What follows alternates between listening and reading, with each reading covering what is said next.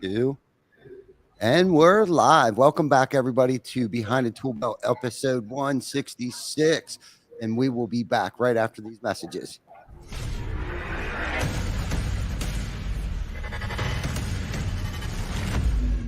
GC Backer. Roofing, siding, windows, gutter, solar. Roofing, siding, windows, gutter, solar. GC Backer.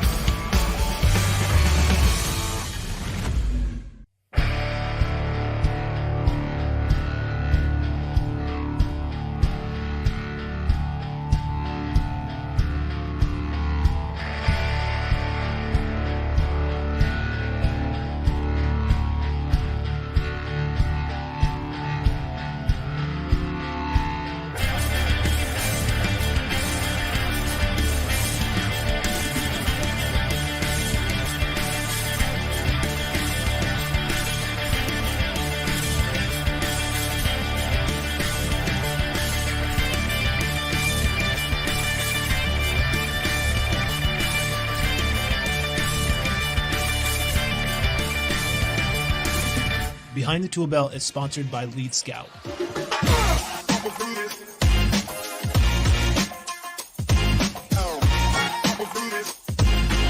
Find out more at leadscoutapp.com. Roofers, you want at least 5 solid lead gen tactics building chemistry. Let's say you have door knocking, referral systems, job site branding, and you add in aggressive SEO, paid ads, and boom! Smells like more leads. HookAgency.com. GC Backer.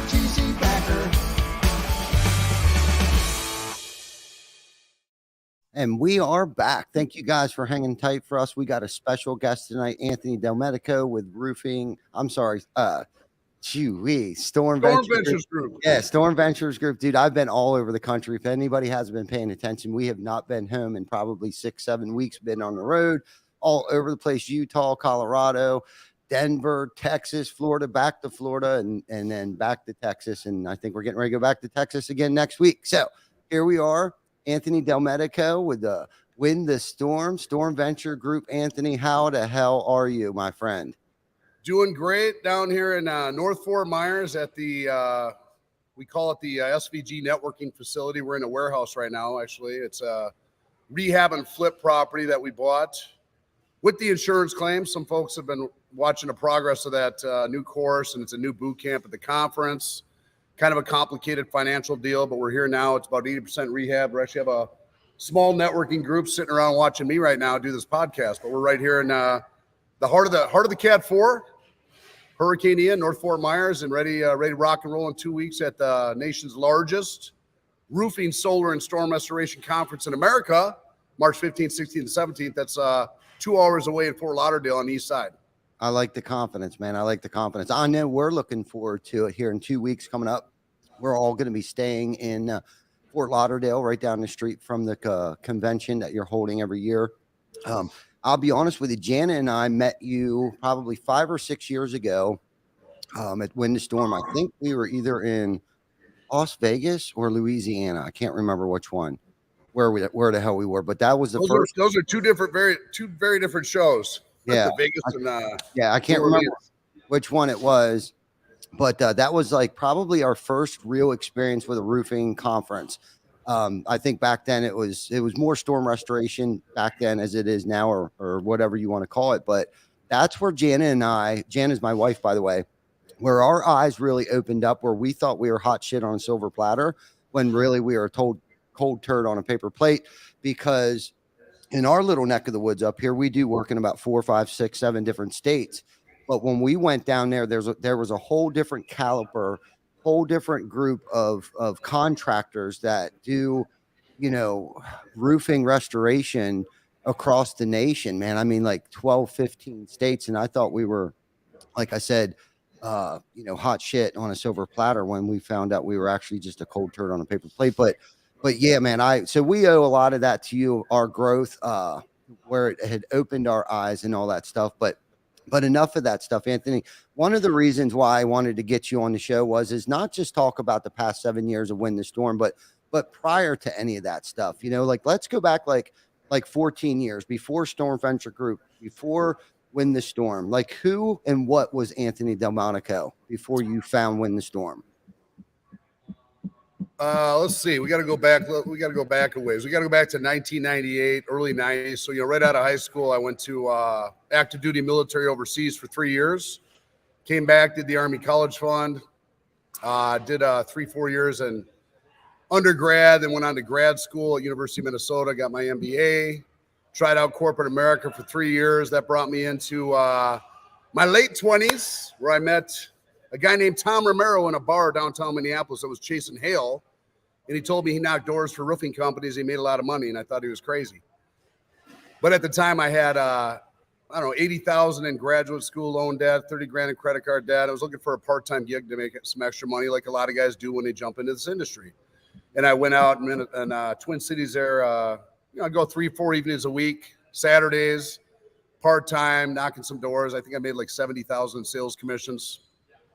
So I made the decision there to, that about matched my corporate salary, quit, ended up becoming a top sales producer in the industry back in early, really the late 90s, 1998, 1999 in Minnesota. And then eventually in 2001, evolved and became a Minnesota licensed general contractor. And then went on to open up, I think I opened up in 18 states, 10 brick and mortar, 18 licensed, 10 brick and mortar active offices, and with a partner. And we ran hard for, from 2000 until about 2014, 2013. My last big storm I chased was Australia. So I went to Brisbane, Australia, and brought a team of 20 guys out there and gals, a couple great gals. So I say guys, I don't mean just guys. Mm-hmm. Some girls watch this like, hey, why does he always say guys? But went out to Australia, came back, and had a nasty fight with my business partner, so to say. It was probably just time to part ways. We started out, I can't say anything bad about him. We had a great run for 14 years. After that long, sometimes you have differences. And so we split apart in 2013, 2014, downsized. We had a lot of guys talk about LLCs and partnerships, but when you don't have an op agreement, you form a business with your best friend, you don't often read an op agreement and who does what. And if you don't have that and decide to break up after building an empire, it's kind of like a marriage without a prenup, so to say. Yes. So you split all, you got to split everything up or you just dissolve and you build every last job and then move in a different direction. So in 2014, I had to make a decision. Do I want to get back in brick and mortar and continue to storm chase, which, anybody that storm chased for 10 years, I'm still storm chasing. I'm here in Hurricane Ian, doing rehabs and flips. I'm still storm chasing, it's just different. But anybody that's been doing that for 10 years knows it takes a toll on family, it takes a toll on relationships, it takes a toll on your personal health. And so, I just made a decision to move in a different direction and go digital.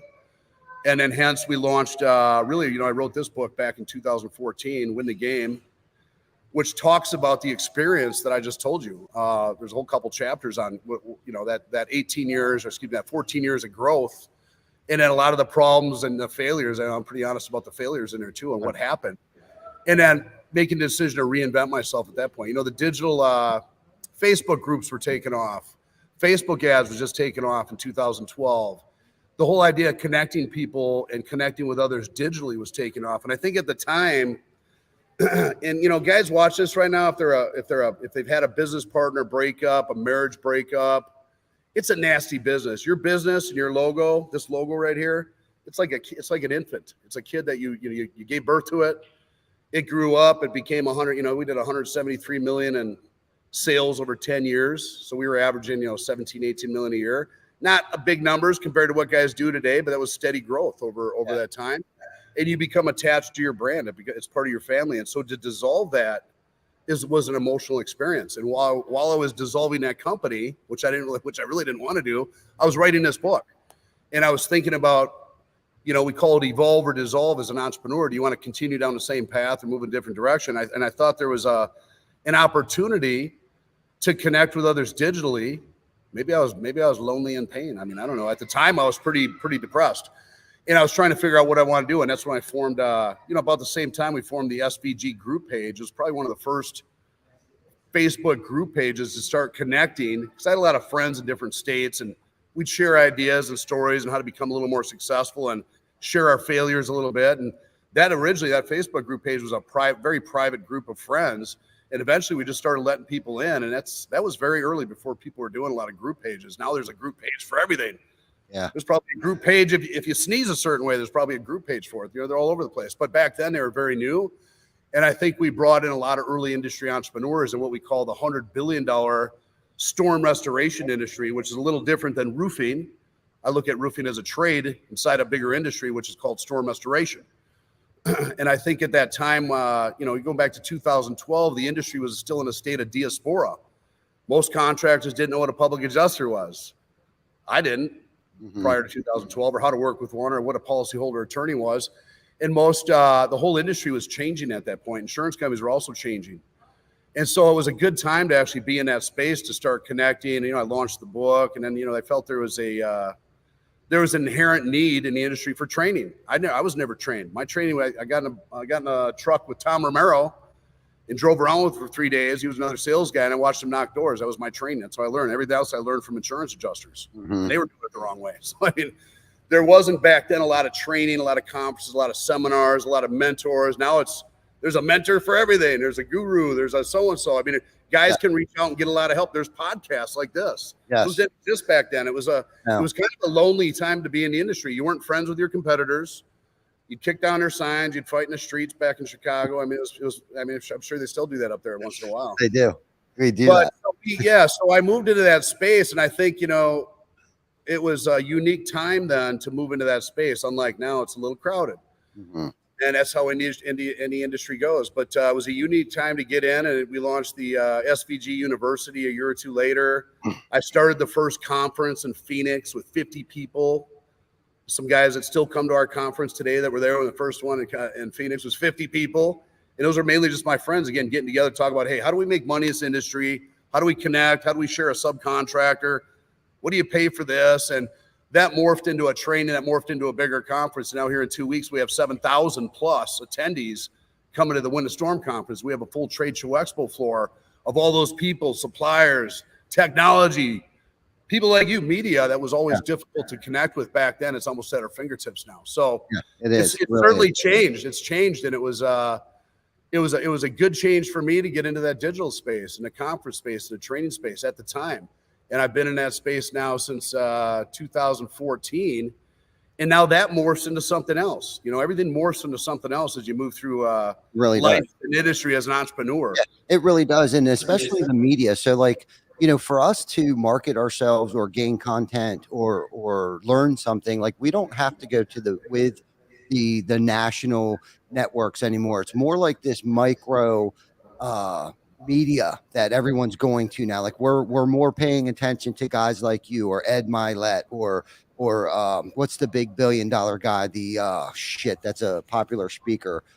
Tony Robbins, right? So those are the people that we're getting our information, our motivation from. It's we're not watching, because it's nowadays it's Fox News and CNN. It's they're all at each other, and it's I think we're losing faith in that. So we're going more towards this micro media stuff, right? And we're paying attention more to things like this and gaining our education by listening to people like you or the Eric O's or the Paul Reeds or whatever other groups like you were talking about. And then back in the day, like you said, 2008, 2006, 7, 5, we didn't have things like this. We didn't have Wind the Storms. We didn't have the roof cons. We didn't have, all of these conventions or roofing conferences or storm restoration conferences that we could go to and get educated around and be around like-minded people. Like you said, it was strictly competition. There was no way that we were sharing subcontractors. Even today, it's still a little tough, but it is starting to evolve into more of a community, right? And I'm not saying that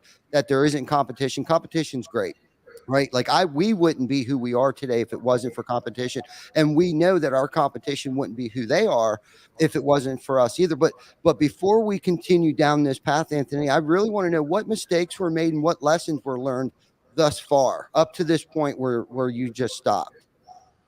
Well, I call it I've been talking about it over the years of the conference. It's called the bell-shaped curve in business and life. And 1 minute you're up here. Especially in the storm cycles. 1 minute you're riding a wave. It's like Hurricane Ian right now. Everybody's starting to build now. The first month was tough. Right now they're building. Money's flying in. 6 months from now, a lot of guys are going to run into cash flow problems.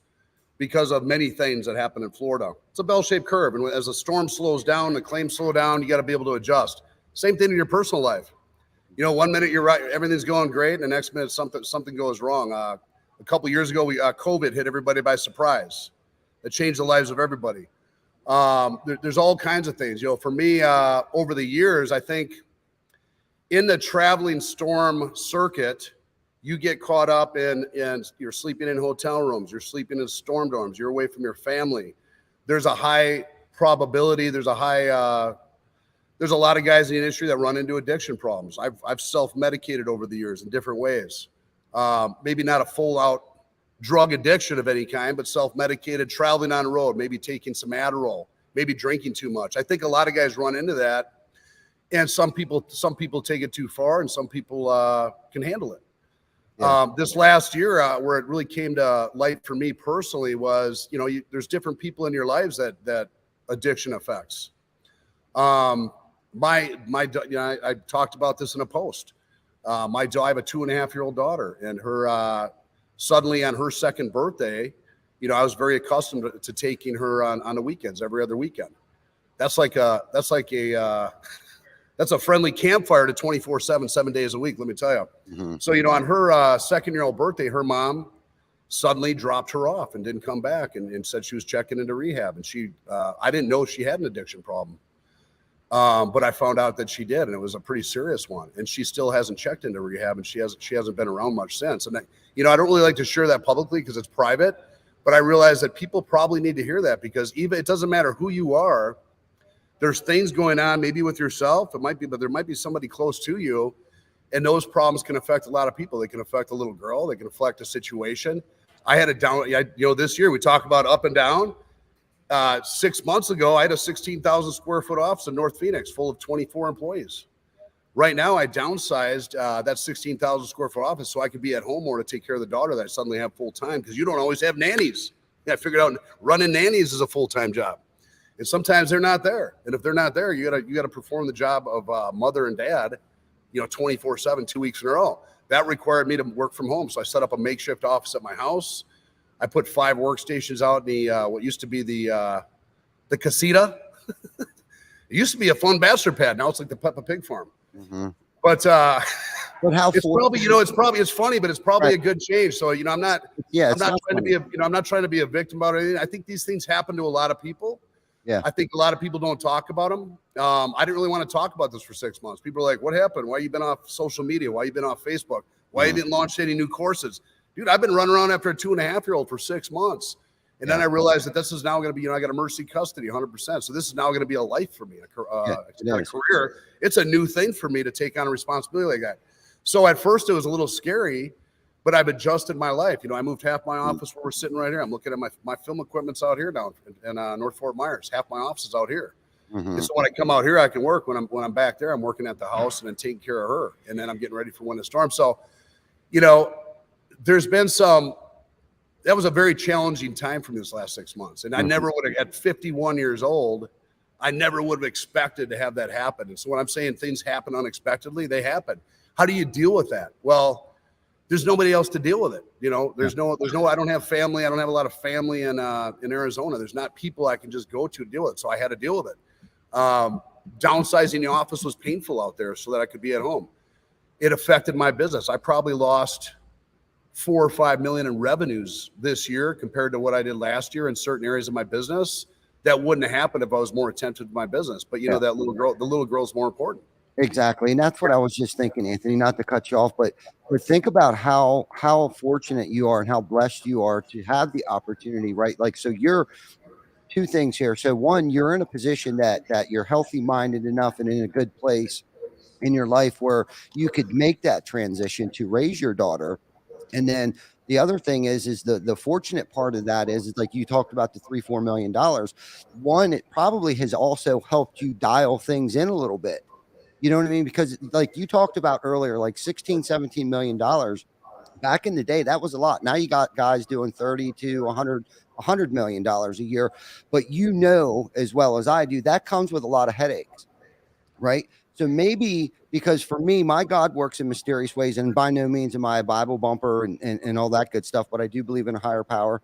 And but it's funny how God works in our lives. Like sometimes we get things put in our life where we have to pump the brakes and reevaluate where we are in life, right? And sometimes that's what shows up at the door is a 2.5-year-old baby, right? And maybe that's your sign that you needed to pump the brakes, right? Downsize a little bit, even though you think in your mind that you lost $3 to $4 million, but how much more profitable are you today prior to that $3-4 million that you're predicting that you may have lost? Plus, you are the most wealthiest man in the world by having that 2.5-year-old daughter in your life today, because you may not have had that opportunity again if she didn't have that moment of clarity. And not to get all religious and shit like that, but if she wouldn't have had that moment of clarity and knew that you had your shit together enough to come to your home and drop that baby off at your doorstep, man, what a blessing that is. I mean, really, that is. And Yeah. kudos to you for stepping up, because that's not easy. It's not easy.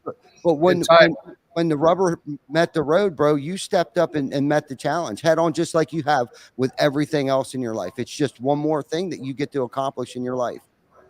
Yeah. And I'm not, by the way, victimizing I'm not looking for any pity in this situation. I think it's a blessing. Yes. It was for a time. There were some dark moments there because you learn stuff like, of course, how do you put a baby to sleep that doesn't want to go to sleep? You don't have a nanny. Different things. How to changing diapers. My other daughter, I always had my mom and my sisters around, so there's things that you learn and you dive into. But I think in that process, I was starting to look at things a little differently. I slowed down the bachelor lifestyle a little bit. It's funny. A guy named Jeff Richfield, he's been following me around, coming to the conferences for years. He's a really nice guy, religious, very solid Christian. And, every time he finds me at the conference or something, and Pat, back in the day, people know we used to have a lot of fun back in Vegas and stuff like that. He'd always find me in the sauna on day 3. Hey, let's do a little prayer, Anthony. And I'm, we just torn it up for 3 days back in the day and all that. And he's been following me with a message. And I always, I do the prayer with him, and I kind of, shake his hand and then kind of move on. I see him a year later or 6 months later at another event. He found me at the walkthrough. We did a walkthrough at the Fort Lauderdale Convention Center about a month ago, a day after my birthday. And we're there, and he knew I was going through some stuff with Emory, and we're setting up the conference, and he did the same thing, approached me, and it happened to be a day it was storming outside. He goes, why don't we just go take a walk outside? I'm busy setting things up. It was 4:00 on a Saturday. And I'm like, Jeff, all right, I got a few minutes. Where are we going? He goes, let's go down by the pool, which is down by the ocean. And I go, it's storming out there. I look out there. There's nobody out there. He goes, let's get some fresh air. We go out there. And by the time we walk down to the ocean, he just started saying some things, and it's, we ended up in the water. He baptized me. Amazing.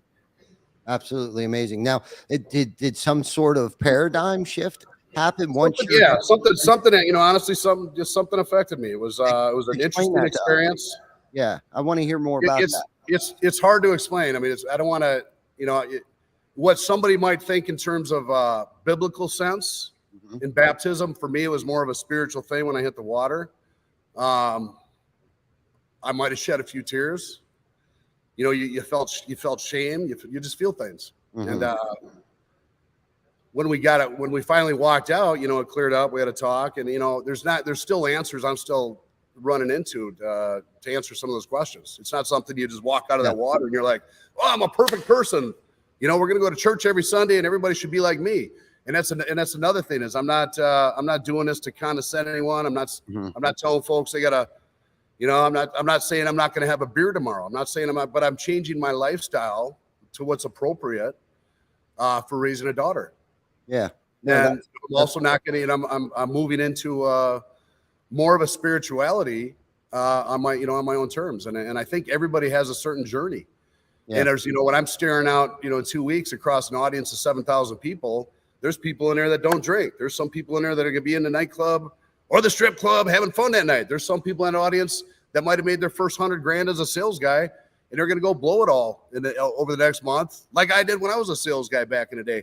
And there's some people there that might be in pain, going through something later in life or whatnot, that they're ready to take a different journey in life. And I think you just got to respect where everybody's at in the journey. Not everybody has to be on the same journey as you. Yeah. Not everybody is going to be as religious as you or be as spiritual. And everybody finds that point, I would hope, I guess it took me a little late in life to find that certain point where you connect spiritually. And that's the first step. And I don't have all the answers, and I'm not here to judge or brag or gloat about it. I'm letting you know when I got in that water, it affected me. And I'm still trying to figure out what that means at this very moment. And that makes sense, man. That definitely makes sense. And I think the important thing about all of this and you sharing this, Anthony, and publicly is because, it sounds to me like the seed was planted and you're still trying to digest what that means. But what I'm hearing from you is, and this is what's cool about life today, especially when you don't have a lot of shit hanging over your head and you can kind of wake up with a clear conscience, but we get a do-over. And we can do a do-over as many times as we want throughout the course of the day, once a year, once a week. And it sounds to me like you've been given the opportunity for a do-over, right? Between your daughter coming into your life, between Jeff and you meeting up, because I honestly believe, and again, I'm not a Bible bumper, but I believe my higher power, my God, puts people, places, and things in our life as signs. And unfortunately, these signs have been there probably our whole entire life. But we just didn't see them because we're too busy with chasing that money, chasing that storm. And unfortunately, I think what happens, at least for me, what happens is like my family and the ones that are closest to me suffer the most because I'm on a mission. And when I'm on a mission, I put tunnel vision on. And then when I'm home, unfortunately, my family gets crumbs, the crumbs of me. When everybody at work all day long gets the full tie backer, right? And then by the time I get home, whether it be a week-long trip or a 2-week-long trip or a 16-hour day at the office, by the time I get home, and not to go off on a thing, but talking about things that like this is personal stuff, Anthony, and I admire you for coming on this because first and foremost, I know you don't do podcasts other than your own podcast. So first and foremost, thank you for coming on here and kind of spilling the beans of like, who is Anthony? Because I'm sure there's a lot of people out there that have a perception of who you are, right? Some might like you, some might not like you. I'm in the same boat as you are. We're in that micro media today where this is the place where most people go, and some people like us, some people love us, and you know what, screw them, whether if they like it or not. But what it sounds like is we're trying to be a little bit better than we were yesterday. And God, I honestly believe, and I know Jeff is a super spiritual dude, and it's kind of cool how God has placed him in your life today to plant that seed. And like you said, it could be a week or it could be 6 months from now where that light bulb really goes off, where it's like your life takes over a new meaning, right? Like more so, like you want to be super intentional on the impact that you have on those people that are behind you, those that work for you, and that baby girl that's in your life today. And that becomes your mission. Like how big is your dream? Is your dream big enough, Anthony, for every single one of those people that are behind you right now, for their dreams to fit inside your dream? Well, I don't know about that. I mean, my dream is try to survive this next month. I get that. How about my dreams got changed? My dreams changed a little bit this last 6 months, but right. No, I get that. But that's again, 6 months from now, you might be able to process all this. And you know what? That baby girl in between, that baby girl and Jeff, your heart might just peel this one layer off, and you might realize that God-shaped vacuum that you've always had, that you filled up with all this garbage for that instant gratification, that might change. You know what I'm saying? That baby girl in between Jeff and that baby girl, you may have actually tapped into something that you've never experienced before. And that might be why you're having a difficult time deciphering what it was that you felt. I think it's just time. Look, it's time to move in a new direction. I moved in one direction like a moving freight train for the last 20 years, running hard like a sprint. Yeah, man. Not even a marathon. I'm talking about a sprint. And it was all business, go, keep moving. And now it's just time. It's time to slow down and peel some layers back. And I'm ready to move in some new directions, both business and personal. Right on. And I'm finding out new things as I go. And the priority now is taking care of her. And then also hunting. That's why I'm here now, so I can feed her and the people around me. So that's my goal right now, is to take care of the tribe that's around me and not the whole world. Because I think, over especially the last 10 years, this whole digital world, I'd go home at night, after working all day, you spend another 3 hours sitting there answering inbox messages, DMs, posting. A lot of guys thought I fell off the face of the planet 6 months ago because I used to post all the time. I got group pages. I'd answer to people, and I went blank for the last 6 months. You know what? I'm still there. I'm just not on it 24/7 like I used to be. That also can slow down your ability to convert online sales, because there's a lot of that. You can convert sales online digitally if you're the digital people know what I'm talking about. If you're on there and posting and doing all that, but look, you still gotta be real with the people around you. And if you spend all your time in the digital world, as I have the last 10 years, quite a bit of time, you lose sight of what's in the real world around you. So I'm interested in getting connected back with that and getting less connected. I call it descale it. Okay. Over the last 7 conferences, I kept getting on stage. Scale it, guys. Hiring and train. The key to scaling is hiring and training. Scale it. Let's get the next 10 million. How do we go to 100 million? All these key manager positions, yada, yada. My whole university is about that. And this year I'm going to get up there. I'm going to talk about descale it. And descale it means sometimes you got to get smaller in order to get bigger. And sometimes you got to change your life and situate things in order to move a new direction, which will propel you to be much bigger than you were before. Because you can only scale for so long in one direction. Yeah. That bell-shaped curve eventually catches everything. Yes. Nobody escapes it. There's no business that ever goes like this forever. There's no person, no human, no plant, no tree. Everything lives and dies by the bell-shaped curve. And so when your bell-shaped curve is going down like this, it's time to, I call it evolve or dissolve. You got to move in a new direction. You got to bust out of it. And that's what I'm doing right now. It's called the breakout. Yeah. And so I'm excited about new opportunities. I'm staying in the industry. There's some exciting merger and acquisition things going on in the industry, as everybody knows. Roofing and storm is sexy again. There's PE groups and M&A groups coming to the conference. I have some folks entertaining. They might be watching this right now. Buying pieces are all of my business. I went through the same thing last year in LOI. Now we got some different players this year. I'm excited about entertaining some of those deals. And it doesn't mean I'm going to get bought out and go sit on an island, because anybody with a brain would do a 50% merger, keep me on for a couple of years so I continue to grow the company. That's how smart people do deals. Oh, yeah. And I'm excited to possibly partner up with some people that, have some different systems and synergies that might align with mine, where I can actually spend a little more time with, the family and stuff like that, and still do big things. And instead of doing it all on your own, everything on your own is tough between running 4 companies. So it's time to descale it for me. And that's peeling a couple things back. That could be a merger deal. That could be other things. So descale it. That could be downsizing some of the overhead and employees and follow-ups and nonsense and really irrelevant stuff that drowns out what's really important in life. And you spend a lot of your time when you got even 25 employees. So some guys watch this, right? Might have 200 employees or 50 employees or 25 or 10. Yeah. And you can spend a considerable amount of your time dealing with issues of people, I call it human issues, that are really irrelevant in life in terms of what you should be spending your time and focus on. And I got to descale that too. And I'm still doing that. So I'm excited to move in that direction. I love the digital space. I love the industry. I'm going to stay in it, but there's moves to make. And I think there's going to be a lot of moves, not just with my company, but as we move into Win a Storm conference, I know other people are also getting looked at by PE groups and M&A groups. And some of those people are coming to like our business and finance boot camp. And so it's exciting to see our industry not only be better defined than it was in 2012, the $100 billion roofing, solar, and storm restoration industry, which is actually a lot bigger than $100 billion. I mean, solar right now is $258 billion. Storm restoration, here, insurance claims last year. I mean, if you count everything in Hurricane Ian, you're probably looking at 150, 200 billion. I mean, every year is explosive. Roofing itself is a $50 to $100 billion industry by itself. Retail roofing all day long, 50 billion. With the storm side, you're talking about 100 billion plus. Solar is 258 billion. So you're talking about 3 mammoth industries coming together under one roof. There's a whole lot of discussions and mergers and partnerships. And I think that's why a lot of people come to our show every year. I don't know if I'm getting off the personal subject here, but I think it's exciting, and it's not everybody goes to our conference or trade show to learn something new in a breakout session. There's people that go there just to maybe meet a new subcontract, a new partner over a beer, a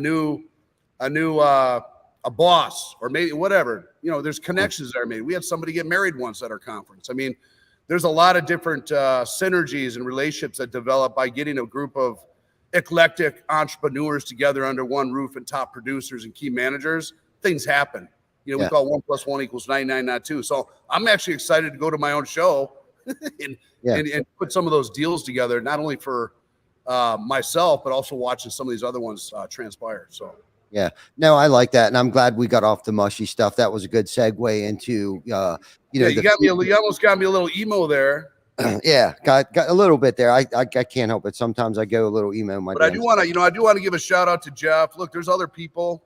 Yeah. There's some people. I guess there's a group praying for me over the last couple of years. I know, I'm Charlie Chena, the Reeds, different people. Yeah. And I think, not, the message is not everybody moves as fast as everybody else on the same journey and the same path. Some people got to take a little different direction. Mm-hmm. And I'll probably never be exactly like some of those other people. Okay. But I'll also, I'll never be the one that judges anybody else. Everybody's going through their own thing, and everybody's got pain, and everybody's searching for, to fill that empty void. I don't care who you are. Even if you're doing yoga 10 hours a day and you're meditating, you might even be floating in the air. Believe me, you still got a little emptiness somewhere in there. You're still trying to figure it out, or you wouldn't be sitting there meditating for 4 hours. Absolutely. So everybody's searching to fill that void. Some people call it religion. Some people search for it in relationships. Mm-hmm. Some people search for it in money and business, as I was, to an extent that was probably lunacy level in some cases, driving people nuts. Right. And not everybody has the same intensity as I do in business. So, hell, I lost a lot of people over the years just because they had 70, 80% intensity of mine. They couldn't keep up, and it would go like this. Mm-hmm. And not everybody's going to be like the entrepreneur, be like me in business. And so that would make me angry and them angry. A lot of times, things didn't work out because they don't have the same passion. And that's just the same with everything. That's the same with relationships. That's the same with people that want to spend more time with their family. That's the same with people that are very religious. You got to just understand that everybody has their own niche and their own journey. And so, when I'm sharing this with people, it's not to condescend, and I'll never be that person that judges others or condescends anybody. I'll hang out with anybody at any given time. That's a human being that can speak and communicate to me, Yeah, right. But everybody has a different journey and they're moving through it at different times. And I think you got to respect that. You gotta respect that. Nobody's perfect. And who am I to judge anybody? There's nothing that I haven't done or said that somebody could do to myself because of the pain and the suffering that I've actually put myself through. So who am I to judge anyone because there go I? I mean, and I found my journey a different way. You're going to find your journey a different way. Everyone's, we're all searching for just, happiness. Like, and we find it in different things. And obviously it sounds like you found your passion in the storm restoration industry. You've had some bumps and bruises along the way, but that's what made you the person that you are today. That's what's made Anthony from the life lessons that you've learned. And you've had some curveballs thrown at you. It sounds like you've gotten over it. And it's led you to, 7 years ago, Christ, you started Win the Storm, which you said as of today it's the largest storm restoration conference to date. And I know other than IRE, and that's not even necessarily considered a storm restoration conference. It's more of a roofing conference. It's definitely has become, a legendary conference within our industry where I know a lot of people talk about it, whether it's good talk or bad talk, but there's always going to be someone that has something negative to say when you're successful in life. And I think you're a perfect example of that. But anyhow, let's go up to 7. Like we jumped all over the place here. If you're doing anything in any industry, you're gonna have haters. I mean, of course you are. If you're running for politics, half the country loved Obama, half the country hated him. Half the country loved Trump, half the country hated him. Same with Bush, same with Clinton. Go back in line, every leader in history. Same with business owners, top sales producers. Right. It's just I think that's part of life. That goes on in every industry, and I think negative publicity is still attention. Number one rule of marketing is attention. If somebody's talking about you, they're still bringing up your name. Of course. Yeah, I've had people make online YouTube videos about me. I love it, man. It's attention. They're bringing my name up. Somebody searches me. They can make their own educated decision. They just brought somebody to my site or brought somebody to Google me, and they brought me possibly to a website and converted a lead to a sale. Because we actually convert those leads to sales. We monetize. So if somebody wants to bring you attention, let them. Negative publicity can be good too. So leave it at that. Right. There you go. So let's talk about your vision, man. The vision for Win the Storm. What possessed you? Did you see that there was a gap or a void that needed to be filled to educate other roofing or storm restoration contractors? Yeah, I mean, just going back to 2012, 2013. You can pull that up real quick, Josh. And while I'm talking, I'll just pull up the agenda, because I'll tell you, this year at the conference, the agenda that we put together this year, it took 8 months to build this agenda. I mean, I've never put curriculum of this nature together in 3 days. We probably have over close to 300 trainers, speakers across breakout sessions, boot camps, main stage panels. It's an incredible agenda, but going back to that time in 2012, 2013, there really wasn't that kind of stuff going on, and I think just coming from a military background, OCS, went through officer candidate school. The military is big on training. So training always stayed with me as an important element to be successful at anything. I think that's in business, in the military, winning wars, training is huge. So I've always just been a fanatic about training in general in my own companies, which is why we launched the SVG University several years ago to help contractors teach their guys all the stuff in the industry. Can you guys see this? Can you see this screen here? Yep, we can see it. You can see it. So let me just give you a sneak preview here of the agenda in Fort Lauderdale. And this is 2 hours. This is 2 hours away over in at the Broward County Convention. This is March 15th, 16th, and 17th. We got before we even opened, we got 2 boot camps. We got one by Steve Patrick, Bradley Gardner, appraisals, GC, and overhead and profit. That's a favorite. That thing's already almost full. We have water mitigation. Now, this is a new sector of wind and storm. So some of these instructors in water mitigation, I don't even know who all these guys are. These were handpicked by some of the best folks that work in the water mitigation sector. And so if you want to learn, water mitigation, restoration, dryouts, all that kind of stuff about that industry, this is a one-day boot camp to get the entrepreneur acclimated to all the people he needs to get connected with to get set up, certified, and be a successful entrepreneur in the water mitigation, which is a huge part of our industry. A huge part of our industry. As you see in Hurricane Ian here, you'd see roofing contractors, general contractors, water mitt restoration companies all working together on a similar property. And now we got a lot of those folks coming to the conference. It's just great to see those all those different entrepreneurs working together, because it's at the end of the day, they're all an essential part of what we call the $100 billion roofing, solar, and storm restoration industry. And really that water part is huge. Yeah. If you look at our breakout sessions, so there's our trade show floor there, and that's completely sold out and full. So this year, this whole section of the trade show floor, if you can see where I'm circling, is water mitt, water, fire, smoke. Up here, this is all solar. They got their own dedicated breakout areas. And then all this other stuff is traditional roofing and storm restoration. And heck, there you are right there, buddy, right in the center. You stuck your podcast right in the middle of the center there. I appreciate that. Yeah. I can't So, wait.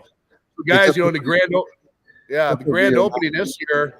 Yeah. If you scroll down, you can see a lot of breakout sessions, and we do breakout sessions on the trade show floor, because some of these breakout instructors have such a following already, like Harvey Cohen.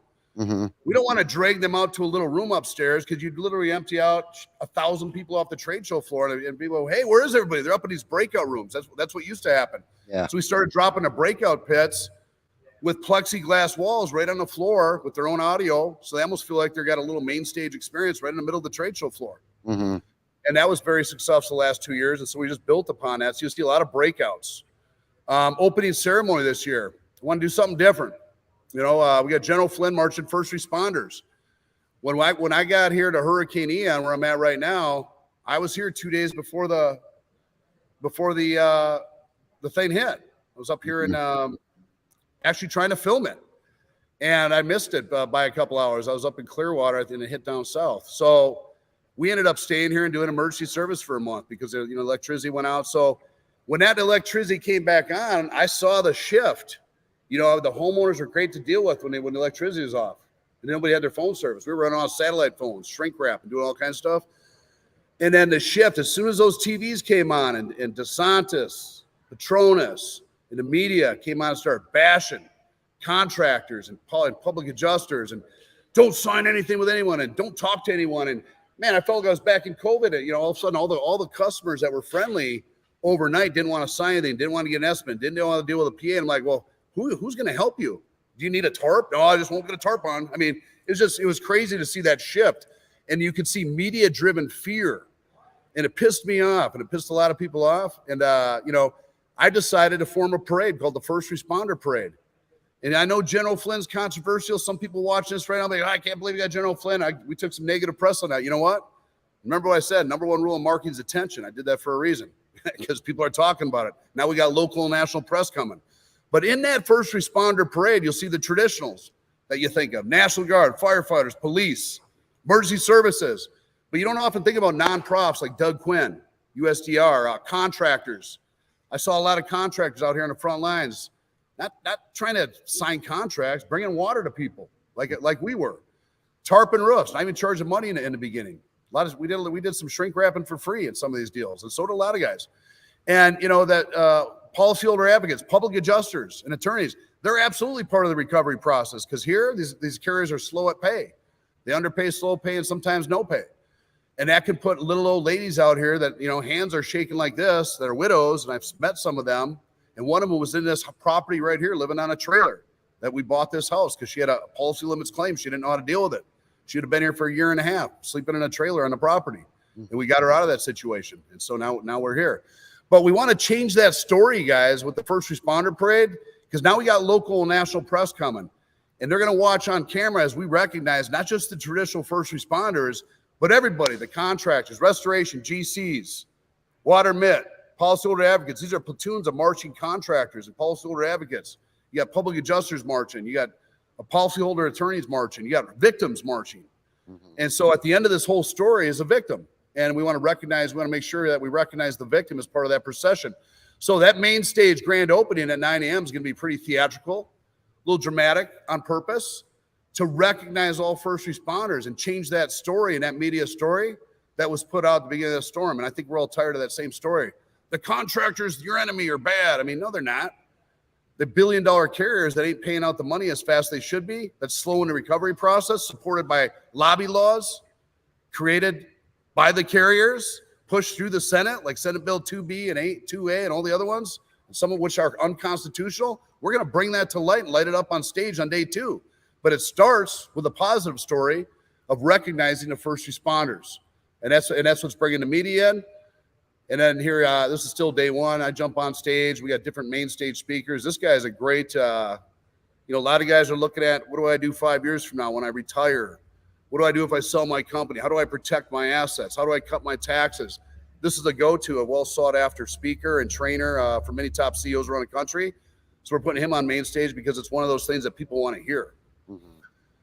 This guy is going to make you feel bad if you're victimizing yourself or you have self-pity. He's got no arms and no legs. He's going to jump on stage and rip it and remind you not to be a victim. And I think just by him opening his mouth with a mic and being up there, people are going to pay attention. Oh yeah, Nick Santos. So we got some great positive fire coming on day 1 on stage day 1. Some of these guys got special ballroom sessions where you come and expand what you just learned on stage, like this guy does here. Then you got the breakouts again. So just incredible breakouts. Maybe you can open that list up there, Josh. Incredible breakouts from a lot of different speakers in the industry.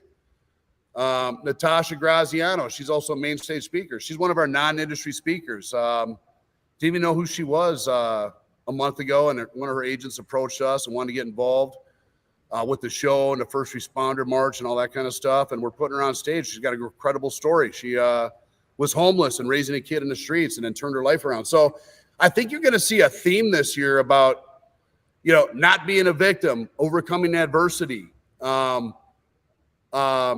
getting through the hard times, all that kind of stuff. And in addition, you got all your industry-specific breakout sessions and ballroom trainings that cover all the industry stuff that you want to learn on a technical side or whatnot. So here again, a hodgepodge of PAs, attorneys, solar, roofers.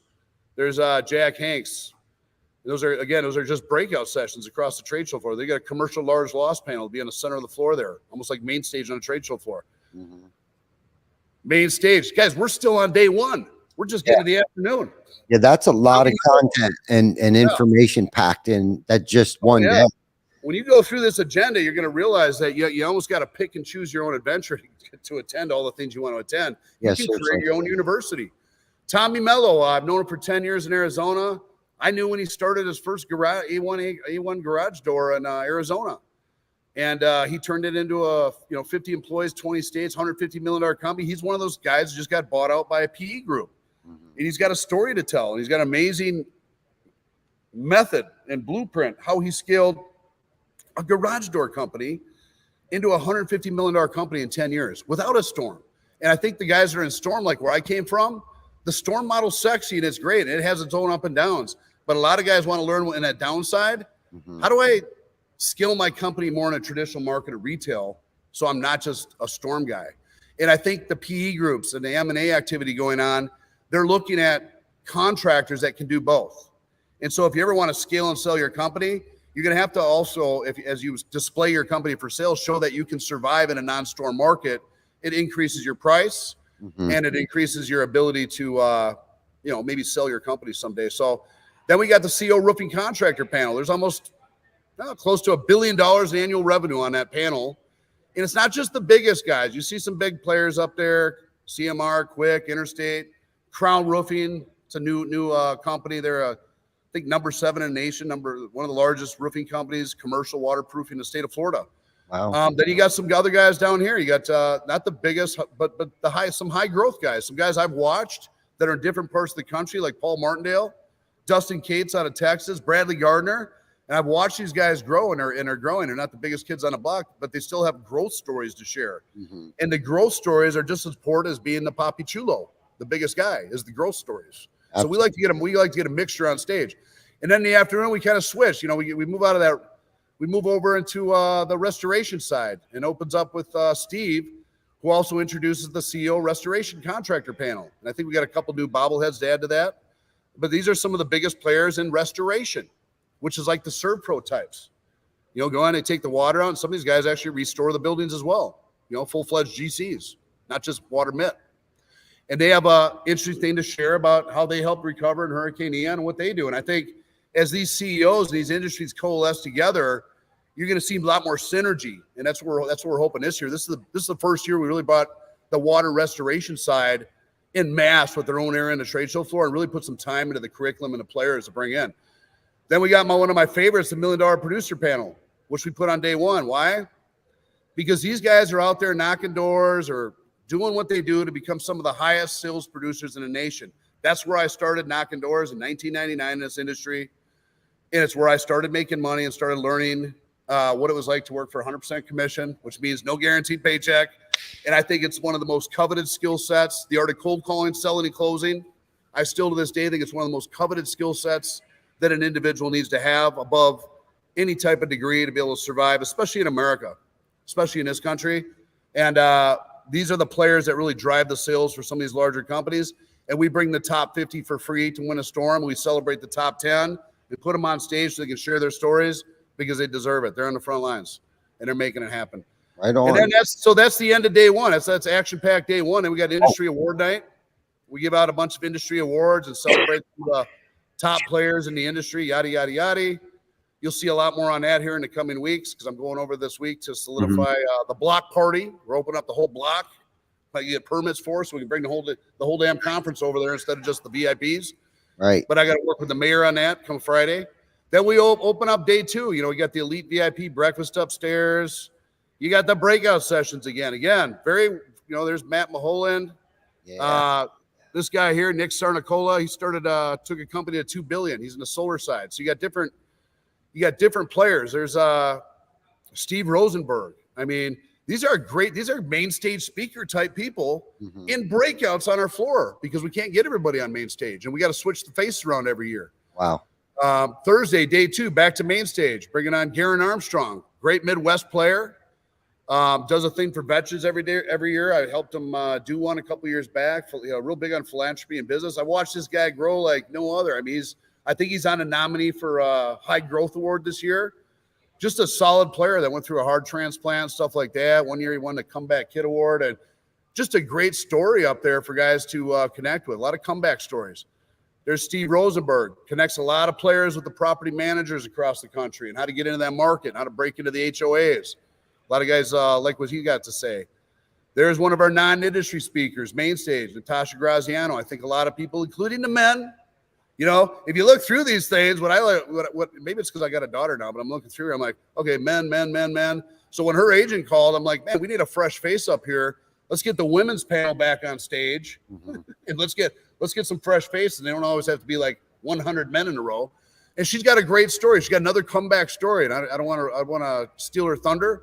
Great story to share on stage about coming back from the bottom. Then we got Chris Yano, man. He's probably one of the fastest growing digital marketing companies in the roofing space, the AC space. He's got a great blueprint to share how to leverage and grow when there's no storm.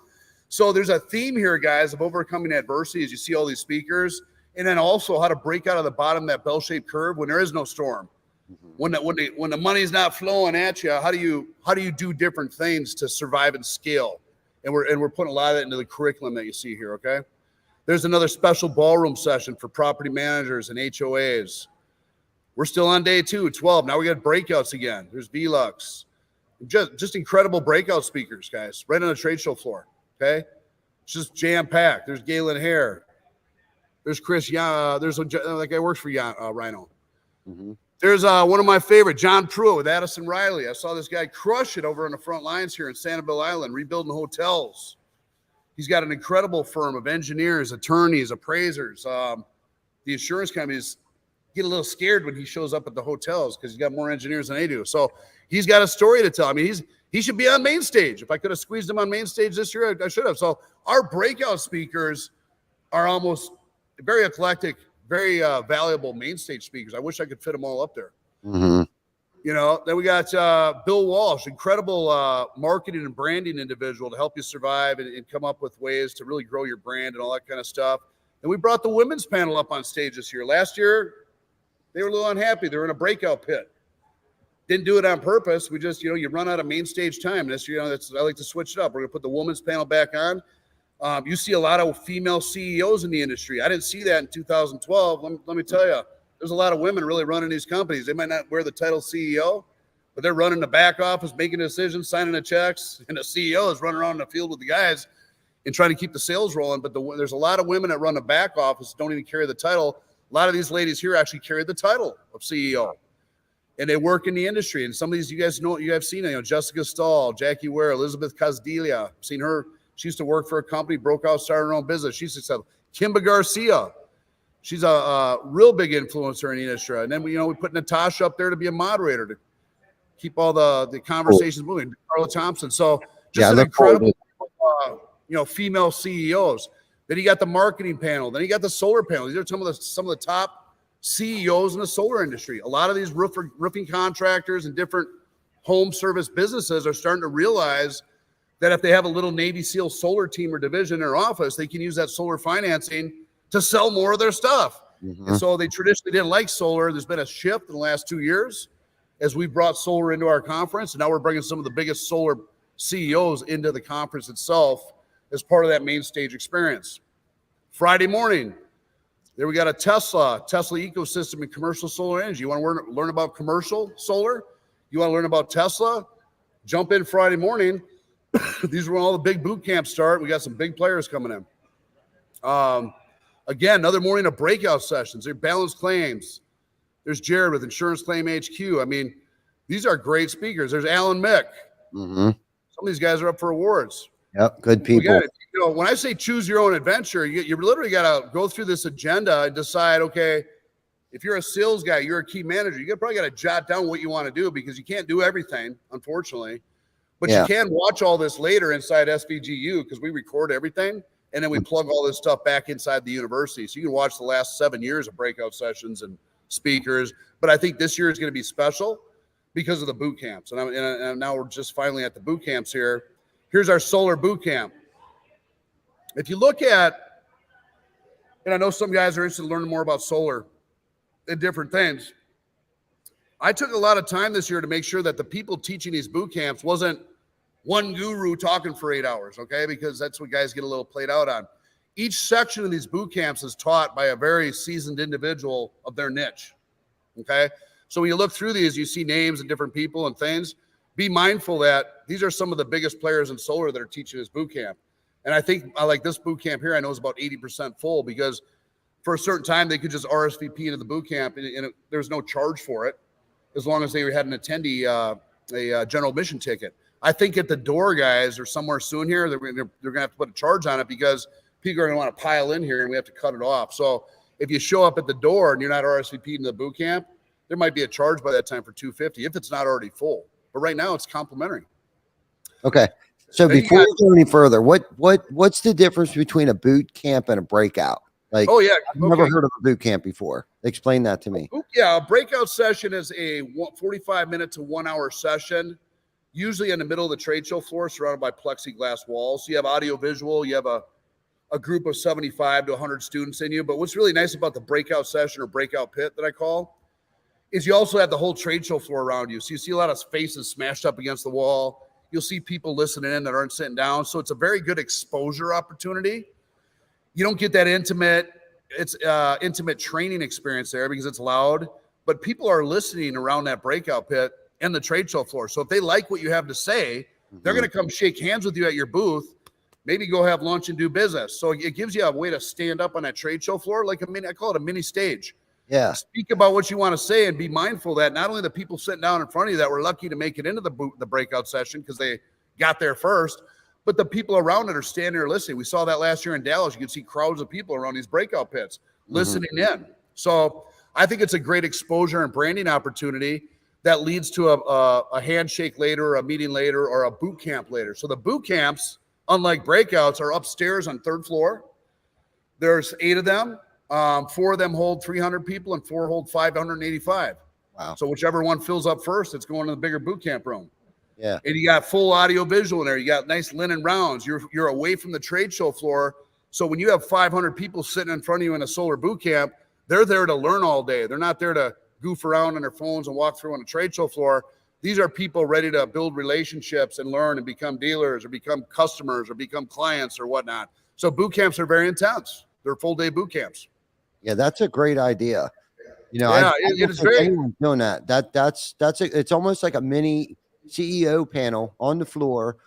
And it's a great way to get stage time. Like you're dividing all of these things up and breaking it up because you have so many great speakers and educators and trainers in one place. And for you to do something unique like this, that's definitely pioneering something different that we may end up seeing at other conferences because of how unique this is, and an opportunity for those speakers and the people that they're impacting. Just remember, I had FMA. Got the FMA stamp on this one. First mover advantage. I'm just kidding. Look, it's real difficult to do boot camps in a conference. Most don't do it because it's too much, because people are coming there to go to a trade show. It's hard enough to herd them into the conference and go back and forth. Yes. The key is, how do you keep 7,000 people moving in the same direction? And believe me, sometimes just to get people to move back to main stage, we got to sound the bells off or create the tornado sirens so they start moving, so they can't talk on a trade show floor just to get them to come back in the conference hall. Yeah. So it's a tremendous task. Now boot camps just happen to work at this facility because they had these massive ballrooms upstairs. And I realized I had them all day Friday, and we know that Friday is a slower day. You know, exhibitors are breaking down in the afternoon. A lot of the big shooters have left already, or maybe they just came for the first 2 days. It's typically a slower day. What a great day for a boot camp. So now dive in and get real intense about what you came there to learn. You with me? Yeah, man. No, I like that. And, you know, if the trade show floor will probably be a little slower because of the boot camp, so be it. If you want to go to boot camp, you can. If you want to go hang on the trade show floor and finish up some conversations, have at it. If you want to go to a breakout, so Friday is really a free-for-all for what you want to do. There's not really a lot of herding going on. This is Rehab and Flip. This is my baby I worked on for the last 4 months. Using the claim to buy the property. I'm sitting in the property right now. It's a 4-acre property, custom log cabin home, 3,800 square feet. We're in a 2-story, 4,000 square foot metal shop warehouse. It was a $920,000 claim. It's a $899,000 property that we purchased. Do the math on that. However, as good as that sounds, the money doesn't always flow to the closing like you want it to. So I learned some mistakes. I made some mistakes there. They're going to save someone a couple $100,000 by having a couple sentences in your purchase agreement to extend the close at will, or called an earnest contract. There's a lot of things that were put into this course. You know, I found a tremendous property here and an opportunity but I also made some mistakes and just in the real estate transaction that cost me a couple $100,000. You know, I didn't use a realtor. I didn't use an attorney because I like to do everything on my own.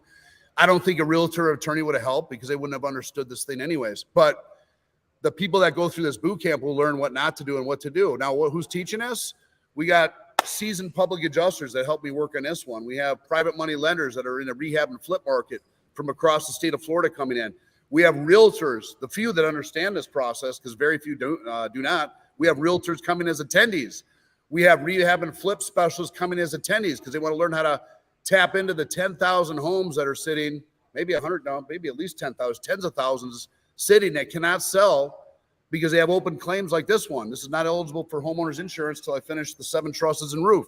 It's got structural, which means the average person can't use traditional financing to buy these properties, which puts real estate in a Cat 4 zone at a standstill pretty much until the repairs and structural repairs are made. With as slow as these insurance companies are paying out, that ain't going to happen anytime soon. So we found a financial way to use the process to move the property. And there's sometimes you need private money lenders. They're coming. They're excited because they realize they can get paid through the claim before the buyer does through the PA acting as an escrow. So we created that financial instrument as well. So I don't want to give it all away. There's a lot of nuances to it, but it's really just a lot of paperwork and then scouting the right property and finding a motivated seller and then understanding how an assignment claim works in a real estate transaction, which is different than the one that's in the Senate bills. Those don't apply to this. And then understanding the players that can help you get it done. And that's a block of, I've been working on it. We've just filmed the course here the last couple of days, finalizing the course. We'll launch the course at the boot camp. You come to the boot camp, you're going to learn a lot. And that's what's fun about this industry, because after you've been in this industry 22 years like I have, sometimes you get bored doing the same old things, which is why I went in the digital side. This is something, remember I told you, Ty, I want to peel back and do something new? Yes. This is the new thing I'm going to do. So when that conference is over, I'm going to come here. This is now my central command center to go buy more properties. Right. And I'm going to do this. So I'm still in a storm game. We're just moving on a different level. Okay. So not knock a door for a roof. It's knock a door, hit Zillow up, and buy the property and fix up and rehab the whole house, and then learn how to flip the claim into the closing or into the process. So it's alleviating some of the financials that you often need to buy a house for cash. And then also accessing these private money lenders that now understand this because they didn't before, and they want to get in on this market because they realize we're about to move into a recession. I know the housing market's still a little steady, but 6 months from now, it's going to drop. And once it drops, these home prices here are going to dip 30%. And the people that have been dealing with that claim for the last 6 months, 9 months, now are going to be real motivated to sell at a discount. And that's the time to understand this thing that I'm talking about now, because you go scoop some properties up. And I'll tell you what, you don't need to be an owner with millions of dollars to get a property with a rehab and flip. You can do it with no money. You just need access to a couple of private money lenders. You need to understand the process of the insurance claim. That means every sales guy watching this right now should think about going into a storm and doing this on one house. It could be it doesn't have to be like this. It could be a $300,000 house, okay? Mm-hmm. And if they do one in every storm for the next 10 years, they'll be sitting on 10 pieces of property. And then they can retire and go manage rentals or flip them all and sell them down the road or whatever. But, that would be better than blowing our money like I did over the years on having fun and traveling and everything else, having something to show for that storm. And I think a sales associate can do this because you don't need your own money to do it. You just need to understand how to put the piece of paperwork together. So this changes the game of storm restoration. I think in the future conferences now, because it's already happening with this boot camp, you're going to see realtors coming in. You're going to see rehab and flip guys and different people, meaning it's time to open. When you say win a storm, I often hear this throughout the year. Hey, isn't that just a bunch of roofers? Well, that's where I came from, roofing and GC space and storm. Yeah, that's my niche. But now we got water restoration. Now we got solar. Now solar guys are learning how to do solar loans and pay for deductibles, create a double profit sandwich on a roof because you can use add-on financing to upgrade the roof on top of the insurance claim, pay for the deductible. Now we got water restoration come in. Now we're getting realtors coming in.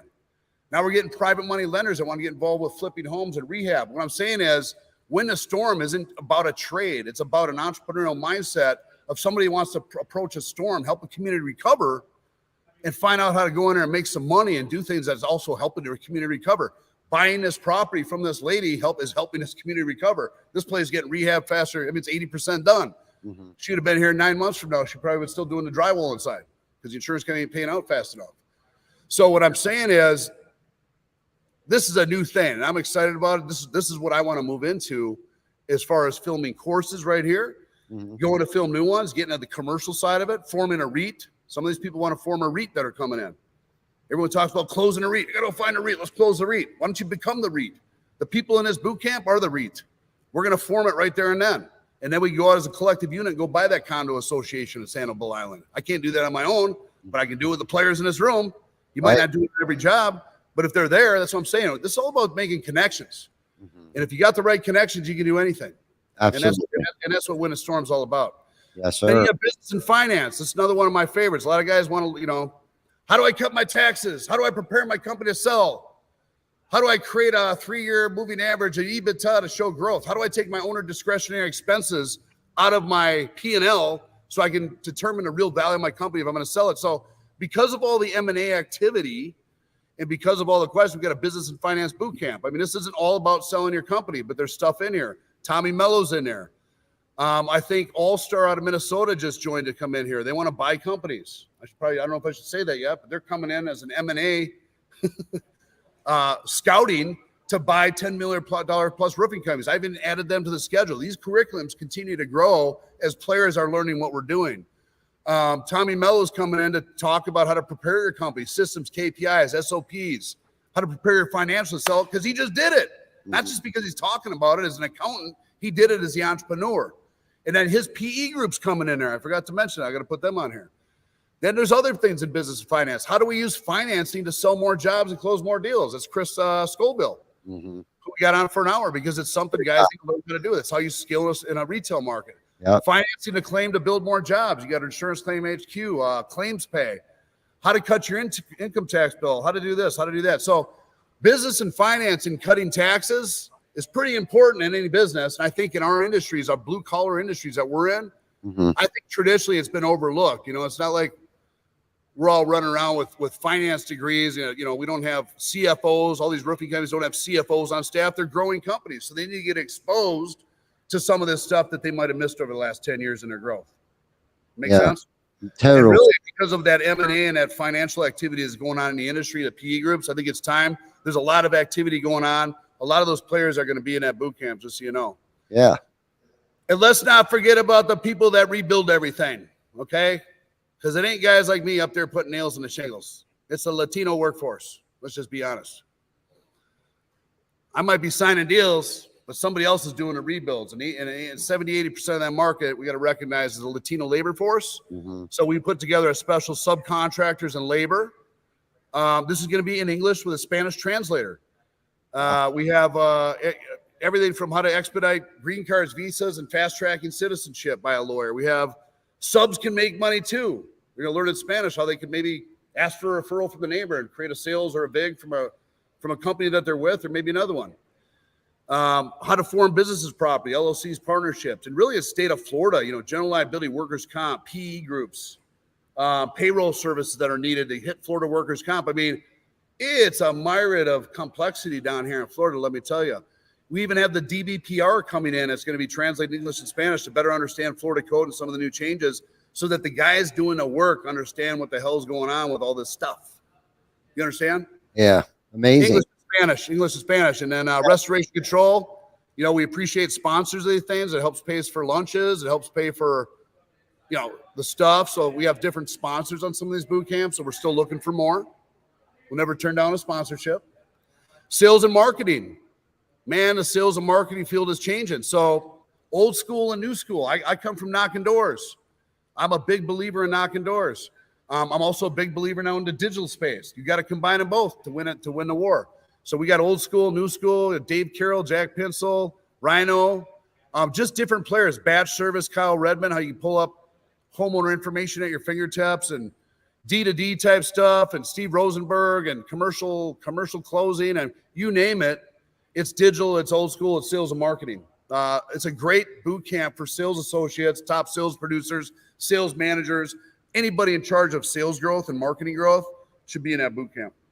Wow. Estimating and supplementing. Another big, in a lot of these boot camps are formed. We do a little feedback survey of what people want to learn in the industry. And, it's always the same thing, recruiting, training, estimating and supplementing, business and finance. So we built these off what guys are asking for. And here we've just put together an incredible one-day workshop. We're still putting things together on this one. Curriculum-wise, we're always adding and changing things. How to use new digital roof proposals. You know, Sumo Quote, Roofar. I've seen Roofar, a lot of guys using some of these digital roof proposals, and they're learning how to create lump sum estimates for the first time and not use Xactimate. And then there's a lot of guys that want to learn how to use Xactimate.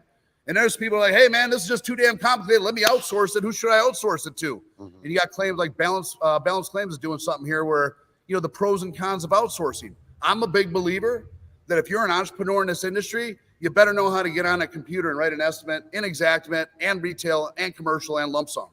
Because while you're a contractor, you should be able to write an estimate. Same with you sales guys.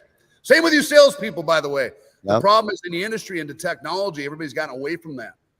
And let's be honest, most salespeople, sales associates, because I work with a lot of companies, couldn't measure a roof or write an estimate if their life depended on it. But they can sign some deals, and that's just fine because the technology now, you got the aerials, you got a lot of companies doing it. I get it. But if you outsource everything and you never learned how to do it, you don't know if the outsourced company is doing it right, do you? No. So I think there's a time and place to outsource. I think the industry entrepreneur should learn it all himself because he's the contractor and that's his job to manage his own job cost and PL and know his profit margins. With that said, when he gets busy, there's a time to outsource, and I outsourced before in the past too. And we have some great supplementing companies like Balance and others that are there when you're ready to outsource because you just don't want to do it all anymore. So that's an action-packed day of learning from all different angles. Wow. My head's spinning right now. Jesus. Yeah. And we're not even done. Because if that wasn't enough. My God. I forgot half the goddamn questions I wanted to ask you. Jesus Christ. Yeah. We're not done yet, but we're almost done. We got so much stuff now. We have some state and political leaders that can only be here on certain days. I don't think we need to go now. I know everything about the head of the DBPR, Melanie Griffin's going to be on stage. She wants to listen in a panel discussion. How is the hurricane recovery going? That's her job. And she was appointed by DeSantis. Well, some of the bills that DeSantis passed in Petronas, like those Senate bills, some parts of them are positive. Don't get me wrong. I'm not saying everything's bad.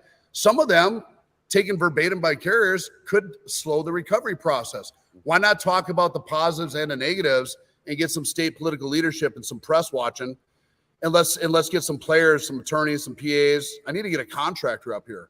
You got a PA attorney. I just realized that. We need to get a couple contractors. If anybody's watching, that's been involved heavily in Florida, that's experienced the effects of Senate bills or recovery, a slower recovery process. We need to get a contractor on this panel. So again, guys, the curriculum's always building.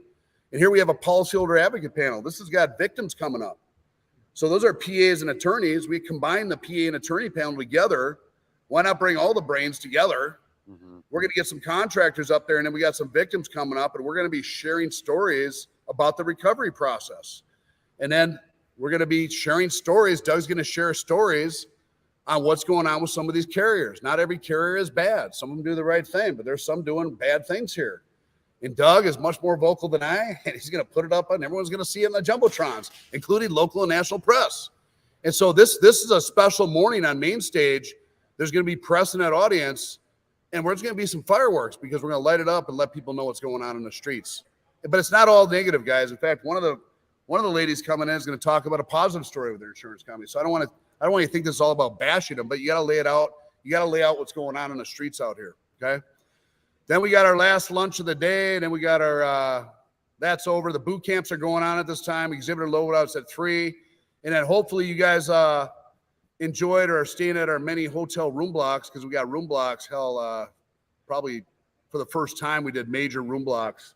We must have 5,000 rooms on room blocks. So we got room blocks there's rooms right across the street at the Renaissance or the Hilton Marina. You can walk across the street, or if you want to go stay on the ocean, go down to the B Ocean Resort, take a boat taxi to the conference. I mean, guys, it's right on the ocean.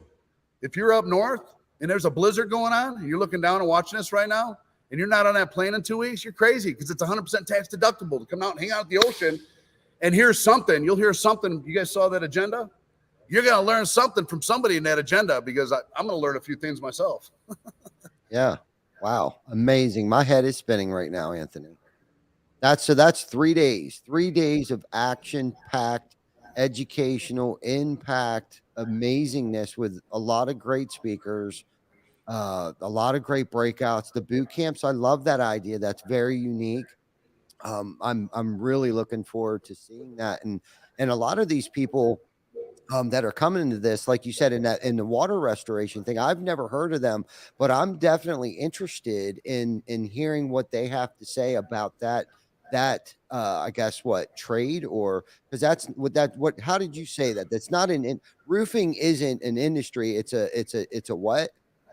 Well, I look, it's just me personally. When I look at the storm restoration industry, Mm-hmm. I look at a whole lot of different trades that service that industry. And for me, like I hear guys call and they go, man, I don't want to go to your show. That's a roofers conference. I'm like, what are you talking about? Mm-hmm.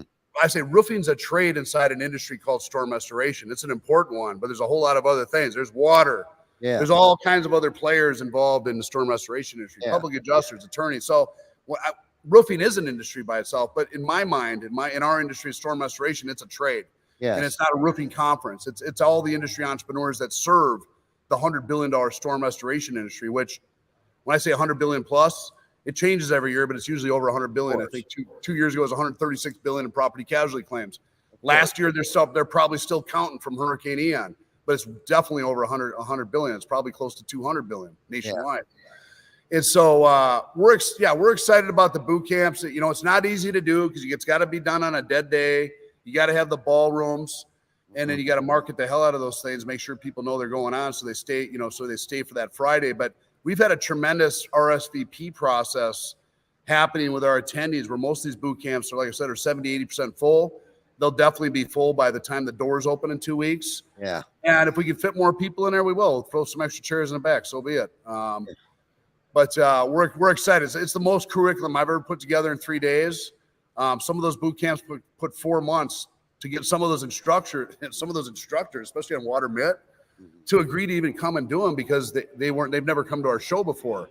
And I think a lot of those guys are now, as they see the marketing coming out, how this all come together, that they're really excited to see the whole industry of storm restoration actually finally come together under one roof, and solar. And I still think solar is an important part because solar is part of the roof. Yeah. GAF now making solar shingles. Tesla's making solar shingles. I mean, those players are going to be there too.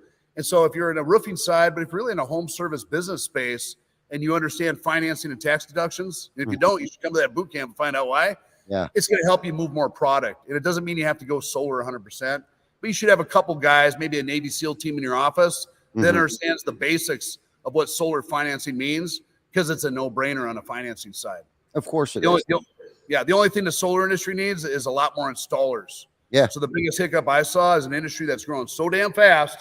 Oh man, there's a lot of great solar sales organizations. We're one of them, B2B. We had a whole bunch of solar dealers, but guess what? There's only a limited supply of installers that know what the hell they're doing to scale. True. Titan's one of them. They're going to be there, and they ran into some production problems this last year because they blew up over $1 billion out of nowhere. Wow. They need more solar installers. So yeah, as you look at these industries, it's interesting because when I think about digital and training and training in English and Spanish, I think someone should set up a virtual solar installation English and Spanish capability and start really moving on the install side, because more roofing contractors need to get into the solar space. That's I think if more roofers got into it, because for me it makes more sense for a roofing contractor to be trained to install solar because they're the ones on the roof.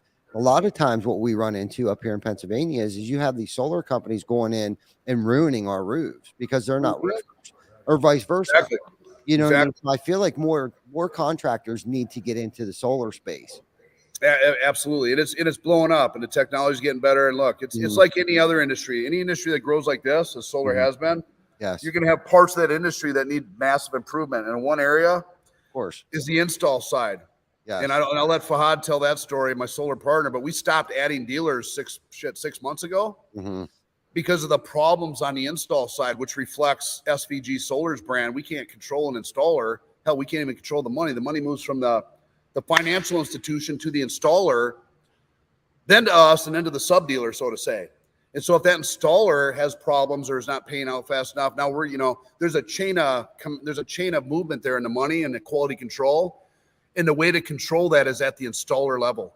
And so one of the things, if I was going to, stay in the solar industry, it probably wouldn't be as a solar dealer and trainer as I was the last 2 years, although we were very successful at it. I realize that the movement there is on the install side strategically because the industry needs it.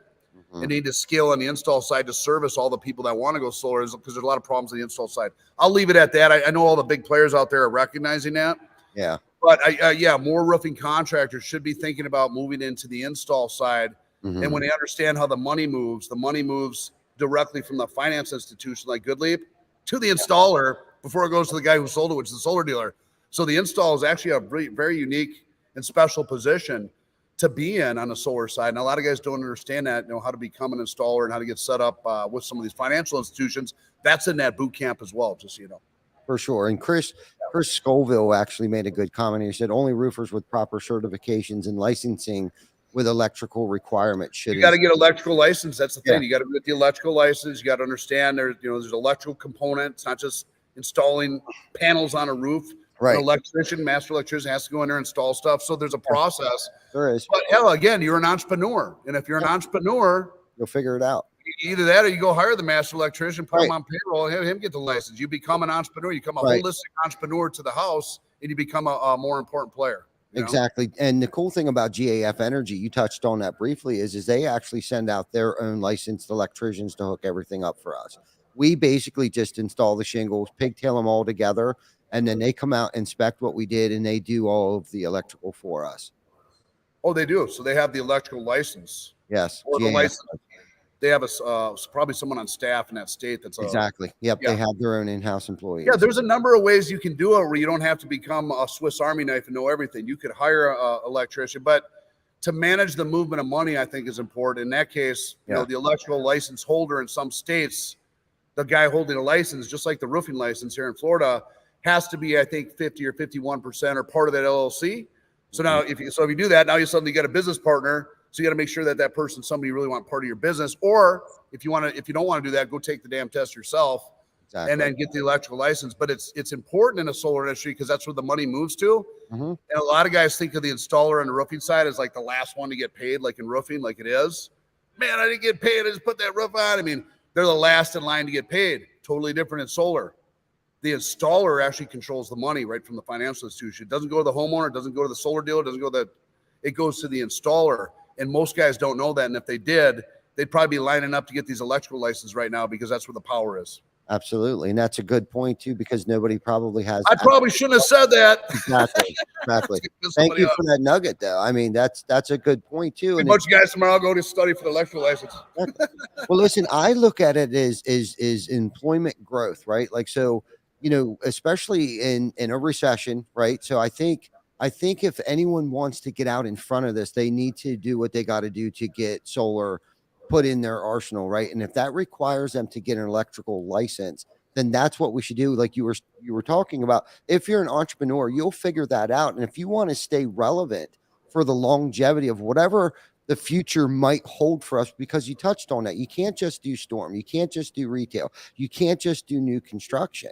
Right? People are reinvesting in their homes right now and looking for ways to save cost.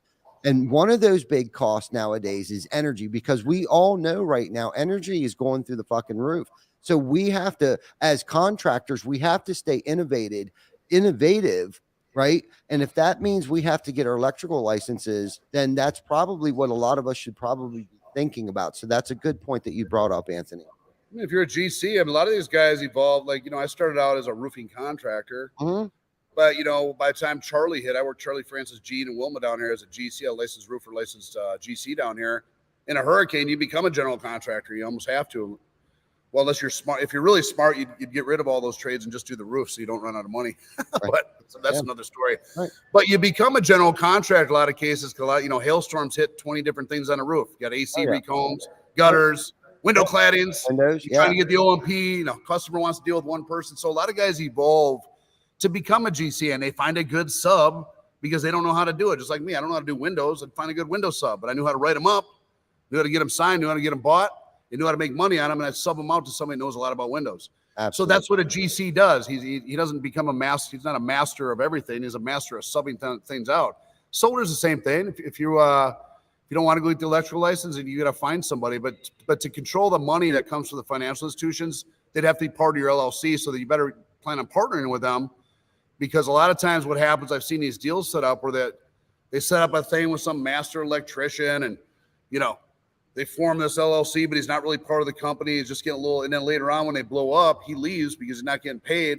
You know what I'm saying? Or he's not getting paid enough. And now you're stuck back getting a license again. So if you're really that serious about it, you might as well just go get the damn license yourself. Exactly. You take a 2-day prep course here. As long as you take the prep course for any of these licenses, GC, roofing, or whatever, about a week before the test, you cram for 3 days, you're going to pass the test. That's how I passed all mine. Oh, okay. Down there in Florida. Yeah, you couldn't pass. Nobody could walk in here and pass the Florida GC test. Yeah. No way. Not without the prep exam. You go in there and you get like a, I don't care if you've been doing stuff for 20 years. There's some weird questions in there that you would only know if you took the prep test. Right. So, and there's a lot of states like that. You take the 2-day prep course, you'll pass. Yeah. Electrical's no different. You just got to want it. Yeah. We just took one in the Carolinas there, North Carolina. We just took the prep test. Perry, who works for us, actually just took the prep test. That's how we've always done it. You got it, because each state's a little bit different. And honestly, it's not about like the rise and the raise in how the steps are built or handrail and stuff like that. It's mostly business questions, and how business is operated is a lot of the questions on taking the test. Well, yeah, they got, business and law in Florida is unique to Florida. So you have different types of questions here. Florida's an open book test. You get like 20 different books. You can bring them right into the thing. You need a cart. Mm-hmm. The key to passing a Florida test for different things is being able to look up the answer in the book. So in the prep exam, you're sitting there, they're drilling you how to find the answer of like, what type of lumber do you use on a mountain in Oregon at an angle on a whatever, just weird questions that nobody would know. You learn how to look up the code or the thing in the book and to do it quickly. And that's just true in anything in construction or roofing or whatever else.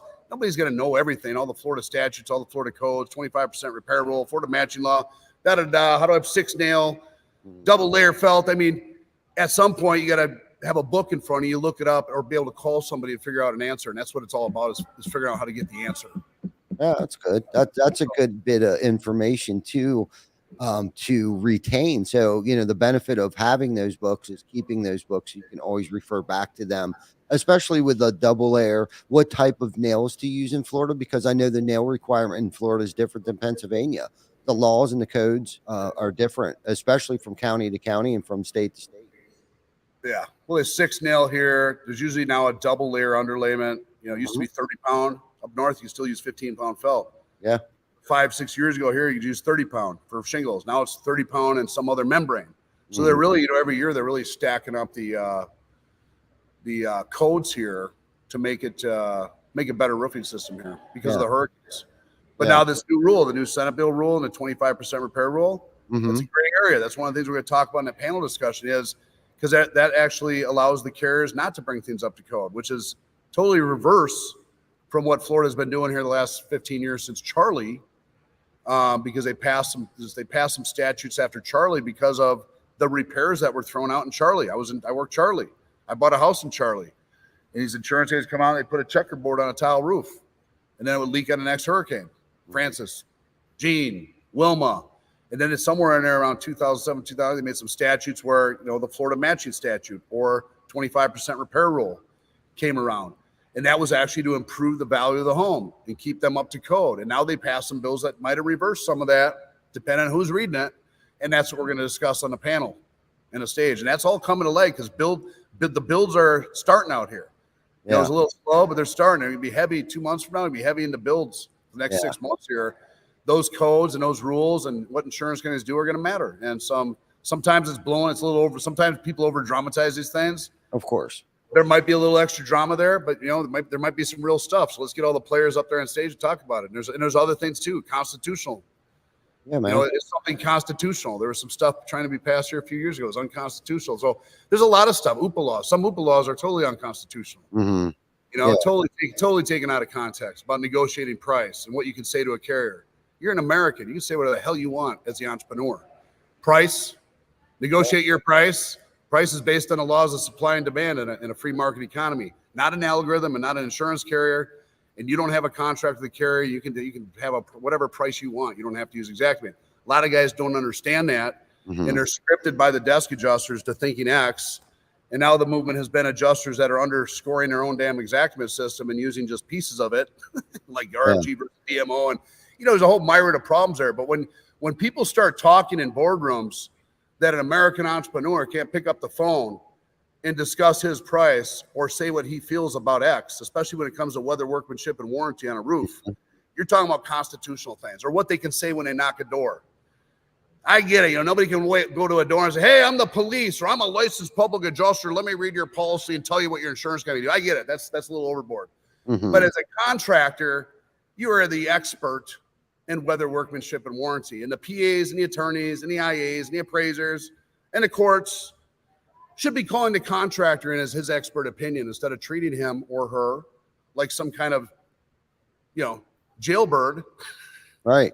That's out here wrecking the industry. And they're out here just trying to put these damn roofs on. It's incredible. When you really think what an entrepreneur has to do in the state of Florida, for example, to put someone's roof on, after they go through the claims process and the adjusters and the engineers, and then being told they can't say certain things through the process and afraid to pick up the phone. Some of these guys are afraid to pick up the phone, talk to a carrier. Some of them are afraid to send their own damn estimate in and just wait for the insurance paperwork, and they build at a low profit and they go out of business, just so you know. And then some of them know what's going on. So there's a whole myriad of things, but a lot of it's based on fear. And so that fear has worked in the carrier's benefit. And that fear starts in these fear tactics by the media, and it sneaks up in Senate bills and OOPA laws. And it becomes to the point of you realize you're no longer in a capitalist society, but you're moving into socialism and potentially communism, where price is controlled by by government, which is really controlled by private institutions or publicly traded companies. And that's not America. And so I'm a big believer in the Constitution. I've been talking about this for the last couple of years on stage and dropping the flags, and we're going to continue that message. The only difference between now, this year, and all the other years is now we got a microphone. It's called local national press, and the spotlight's coming on because we didn't bring them in before, and now we got press releases going out, and we got local national press. Some are coming to watch the first responder parade. Some are coming because they think General Flynn's going to try to take over America with the troops or something. I don't know. Everybody's weird. But they're coming. And when they're coming, they turn the camera on, they turn the microphone on, and then everything that's played out the next 2 days of that conference becomes a story. And the story is what's going on in the streets is going to be amplified into the media.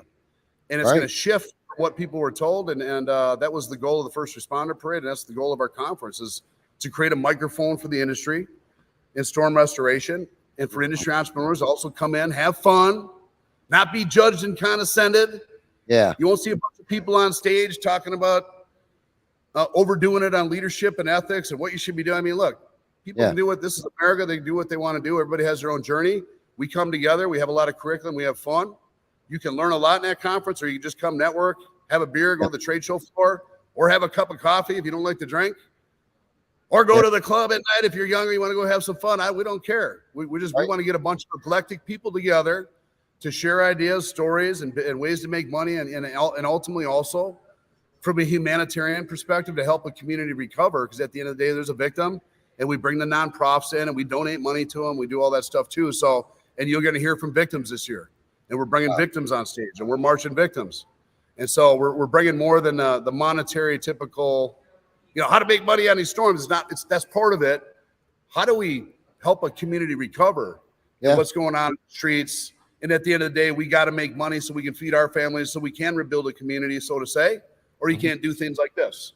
And if you can't do things like what I do here, you got little old ladies that are going to be living in their yards for the next 9 months, possibly going into medical and other issues because they're depressed, and they wanted to move to South Carolina on a house that they had contracted for before the storm. And there's thousands of those people too. You just don't hear about that, Yeah, exactly. No, you don't hear about that. And it really sounds like your conference touches on just about everything from solar to retail to storm restoration and all those things. The whole insurance aspect of things makes my head spin. Fortunately, and I'm saying fortunately, we don't have to deal with that a lot up north here. It just sounds like there's a whole lot of moving parts, and you got to know the rules to play that game. And unfortunately, that's something I didn't grow up around or haven't been very educated in. But it sounds like if I wanted to be educated, when the storm would be the conference to attend, to surround myself around these people that have that experience. So I'm really looking forward to listening to some of these breakout speakers, listening to some of these keynote speakers, and maybe hopefully I can get some time on the side to be able to network with them, and then with some questions, hopefully they can answer some questions that I have about this with us moving further south But I honestly feel like, and we talked about this, is to be relevant, you got to have your hands, a couple irons in the skillet, whether it be retail, whether it be storm, whether it be new construction. I think to stay relevant, especially the way it sounds that Florida's going right now with the stricter laws with the insurances, it almost sounds like it would be beneficial to learn the retail game. I think all of the above. I think the entrepreneur is very similar to the hunter 250,000 years ago when we are still running around, before we started farming. For sure. If the spear broke and the woolly mammoth's there and you got to feed the tribe, you might grab the dagger, you might come up with something else. Meaning, you don't always have to be so narrow-minded about what you're doing as an entrepreneur that you can't learn something else. And so I'm always open to stuff. This deal here, I've never done a rehab and flip like this before in my life. Amazing. I did this with no realtor, no attorney. I made a couple mistakes, but I'm still sitting here. I still own the property. I still got a little debt to a private money lender I got to pay off through something as the insurance company pays out. But I created a financial instrument where he knows he's going to get paid off. And things are, so what I'm saying is through every problem become a solution. And now we have a new course called Rehab and Flip, and we have a boot camp. And now I'm excited to come back out here and do some more. So that got me remotivated about doing stuff on the ground in the industry, because I'm not going to go out and knock doors and sign roofs at 50. But I'm sitting here and maybe buying a few homes and flipping them and fixing them up. That sounds kind of fun. Then you can rent them out, or you sell them, or you live in them, whatever you want to do. But you're sitting on some real estate. And I think the best time, as you guys know, to buy real estate is in a recession, not at the top of the bubble. Yeah. So everybody should have been selling 3 months ago, so they have cash. So 6 months from now, they can start buying stuff at 30 points down on a dollar. Shoot, we could have a whole other podcast based upon it. And the opportunities in a recession. I mean, and that's what we've been looking for, is all these opportunities and waiting for the opportunities to present themselves. It's not always doom and gloom. But Anthony, we have been on here for an hour and 41 minutes. No way. Swear to God. Oh my God. Swear to God. We probably lost a few people. Anybody sleeping?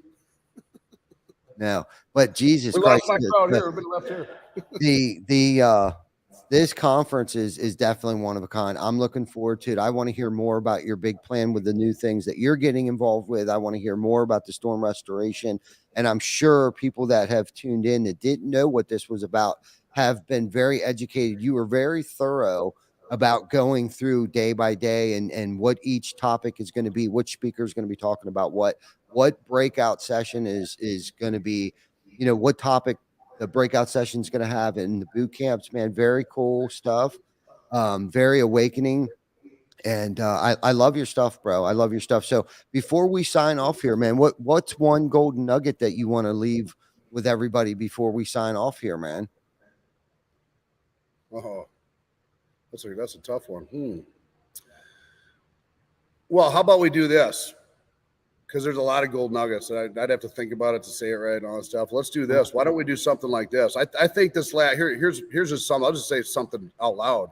I don't know about everybody else, but 2022 was a tough year. And I think a lot of guys like me, we tend not to talk about stuff. We talk about it. Hey, we sold this job. We made this. I mean, I'm still not, I'm not living in a third world country and I'm not starving to death. So I'm still happy. I've got my arms and my legs. I'm not pouting about anything. What I'm saying is the more people I talk to that are usually pretty quiet, it was a challenging year for personal reasons and everything else. And I think I don't know. I think it was a tough year, and I think that everybody needs to recalibrate. So when I say descale it, I mean I'm not giving anybody a specific message because again, everybody's on a different level.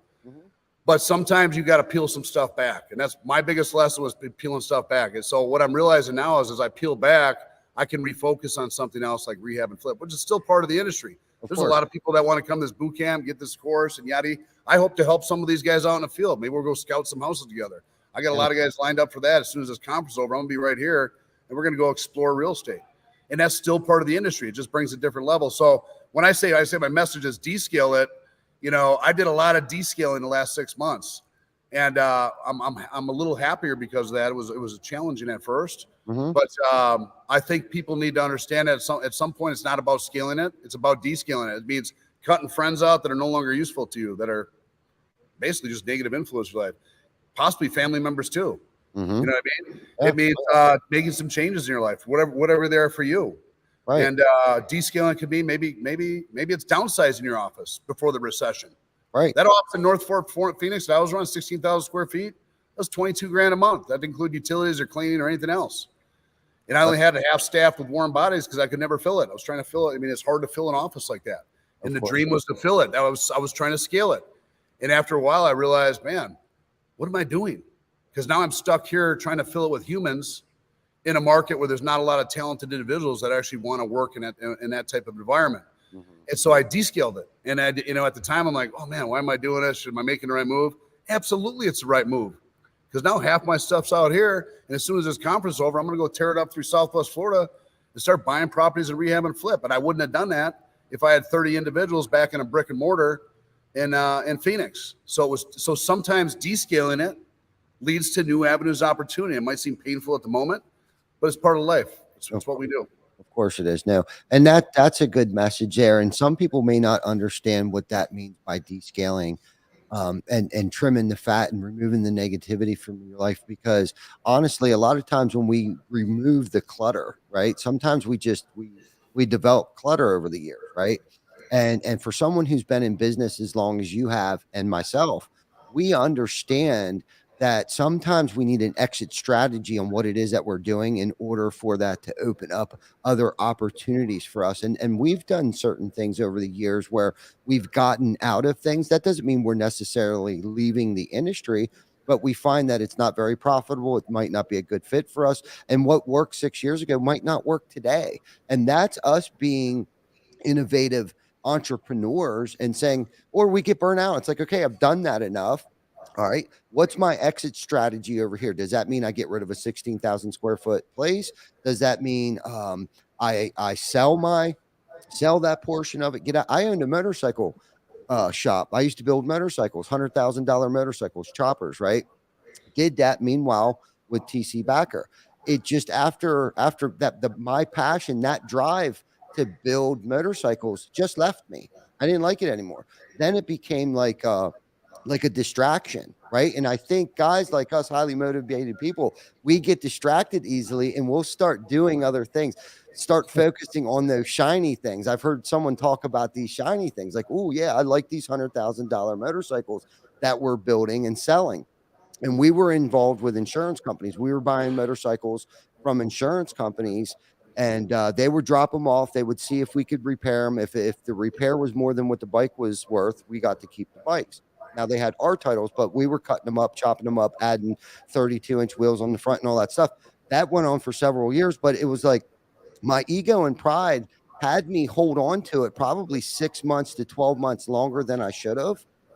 But once I deflated my ego and was like, look, it just doesn't make sense. I don't have the bandwidth to focus on that. And this is where my bread and butter is. So it's okay. So I don't think a lot of people will understand descaling until they're in business long enough to understand that I've filled my life up with all of these shiny things that have become distractions. Money sucks and all of these other things. So it's okay to and maybe descale might not be the right phrase, at least for what I did, but I understand what you're saying. Sometimes you just got to get rid of the shiny things. Yeah. Sometimes you got to evolve. Sometimes you got to evolve or dissolve. I mean, it's all kinds of things. I think at the end of the day, you got to find out something you love and you're passionate about. So if you love fixing bikes up and you can make some money and feed your family on it, man, have at it, because there's nothing more miserable than walking into a big office full of 50 employees and only 20% of them are in it to win it, and the other ones are there for the paycheck. You spend your whole life trying to change people. And some of that, people say, well, you didn't build the right culture. You didn't write the right key manager. You didn't write this. You know what? Maybe you don't need to. So when I say descale it, we live in a digital world. And we live in a world where you can move property without a lot of people. You know, for this property, there was a seller and a condescending realtor on her side, not on my side, because I didn't have one. Those are the only two people I dealt with to do $1 million, in a private money lender at some point to fill in on a gap that I needed. It's okay, 3 people. I didn't deal with 30 employees. So what I'm saying is, maybe it's because I'm getting older now. I realize there's business activities, there's M&A, mergers, acquisitions, there's different things where it doesn't require me to sit in front of 30 salespeople in a call center and try to live my dream through other people and make sure they understand ABC. But I've done that, and that's a beautiful model, and many companies scale that way, and that's corporate America and scaling to become that. So when I say descale it, what I'm saying is there's niche businesses and different things you can do that don't require all that. And if that's painful and you don't have that perfect balance of people, and most people don't, they all say they do, perfect culture, it's hard to hold perfect culture forever. If you lose one or two key managers in that business and you put the wrong one in place, your entire business could crumble or not grow. Everybody that's not watching this knows what I'm talking about there. There's times when I've had a Super Bowl sales team and the right sales manager, VP of sales, and the right production manager, right so-and-so. Man, is that great. And you're flying. But that don't last forever. People get hit by buses, they die, they get fired, they have different dreams, aspirations. Storms change, people get divorced. And next year or 2 years later, you have 3 different people in there. And all of a sudden you got half the sales team. And all of a sudden this thing isn't working like it used to. And yeah, it's the job of the leader to rebuild the KPI and the SOP and all that. I've been doing that. You know what? And I'm good at doing it. But at some point you realize, well, maybe I don't need to do that forever. So for me, when I say descale it, that's not my interest anymore. It's not working through multiple hundreds of humans to grow a company, a dream, or idea. How do I do that through a limited amount of humans as possible? Yeah. So that I can live and breathe and enjoy family and sunshine and everything else. And there's ways to do that. And so my new focus is to invest in business activities and digital space and things and transactions that don't require 30 or 40 or 50 or 100 warm bodies making widgets or knocking doors or selling, or digital marketing or call centers, like what I just descaled a bit, so to say. Okay. Right on. And some of that stuff you can sub out. That's just me. Everybody's on a different journey. I'm not saying everybody has to do that, but you know what? Going into a recession, it's not a bad idea to think about descaling, because if you don't descale the right things and the recession hits hard, and some people are like, it's never going to hit. It's not going to hit. Guys, it hits every 13 to 15 years. Yeah. And we're due for one. We've been riding a wave of something. I don't know why it hasn't hit yet, but 6 months from now, things are going to be a little different. Yeah. So you might want to think about descaling some fat, you know? Yeah. Because if you do it too late, you usually pay for it later. Yes. Yes. And I feel like that's a good right there good way to lead out right there. Yeah, we've been on here forever. Yeah. Hey, this is great. This is the first time I've done a podcast, I think, outside my own podcast. I've been pretty dark for 6 months online. I haven't been on my own page much. And it's great to let everyone know what's going on with the show and the conference, and even share the personal stuff. Thanks for having me on. You're welcome, man. I look forward to seeing you very soon, and I appreciate everything you've done for our industry, man. And I look forward to your new adventures and learning more about it, brother. So have a good night. Thank you, everybody, for tuning in, man. We appreciate your consistency week in and week out and putting up with our crazy stuff. So you guys have a good night. Thank you for tuning in. And Anthony, thank you for coming on the show, brother. Good night. Yep. Good night.